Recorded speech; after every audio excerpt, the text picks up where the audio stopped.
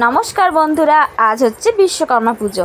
তো বিশ্বকর্মা পুজোর দিন সকালবেলা দেখো, সকালবেলা উঠেই বাড়িতে সমস্ত কাজকর্ম সারা হয়ে গেছে। আর বহুদিন পরে রোদের মুখ দেখা দিয়েছে, যার কারণে আমি যত জামা প্যান্ট ছিল সব রোদে দিয়ে দিয়েছি। এরপরে দেখো বাড়িতে বাবা ওই যে ফুলের মালাগুলো পরাচ্ছে, আর মা এদিকে আটনগুলো সাজাচ্ছে, আলপনা দিচ্ছে। আর পুরোহিত মশাই আসার আগেই আমার ছেলে কিন্তু বাড়িতে ঘন্টা বাজিয়ে পুজো শুরু করে দিয়েছে। আর ওই যে ঘন্টা বাজিয়ে ওই ঠাকুমা যেখানে পুজো জোগাড় করছে ওখানে চুপ করে বসে পড়েছে।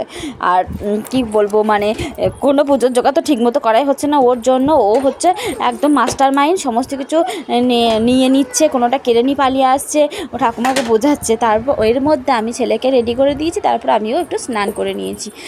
আর ঠাকুমশাই এবার আসা পালা, তাই জোগাড় জানতে একদম সারা।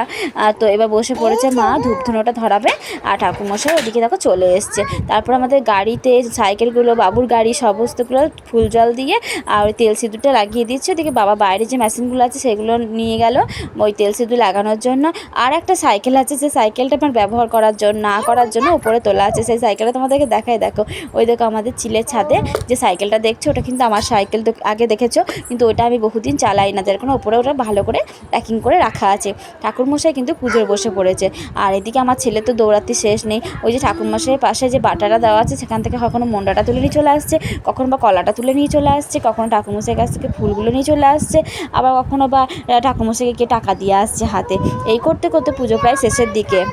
তো এরপরে ঠাকুরমশাই আমার ছেলের কপালে সিঁদুরের টিপ পরিয়ে দিল। আর আমরা সবাই অঞ্জলি দেওয়ার জন্য প্রস্তুতি নিয়ে নিয়েছি। তো অঞ্জলি দেওয়া হয়ে গেছে। তো ঠাকুরমশাই বড়দিদের বাড়িতে পুজো করে চলে এসেছে, তার জন্য বড়দি এখানে এসে ঠাকুরমশাই দক্ষিণাটা আর ওই যে ডালাটা দিয়ে গেল। এরপরে ঠাকুমাতে আর নাতিতে দুজনাতে পুজো করছে, ঠাকুমা পুজো দেখছে, টাকটি ঘন্টা বাজাচ্ছে। তারপরে দুপুরবেলাটা একটু নিরামিষ আহার ছিল, ভাত, তিলের বড়া, আর দিকে পটল ভাজা, ঘি গলা ভাজা, আলু সেদ্ধ আর পোস্তর তরকারি। পোস্তটা একটু ঝোলঝোলি হয়েছে, এখন ডাল টাল কিছু হয়নি। আর বিকেলে থাকবো না বলে একটু কম রান্নাই হয়েছে। তো আজকের মতো এখানে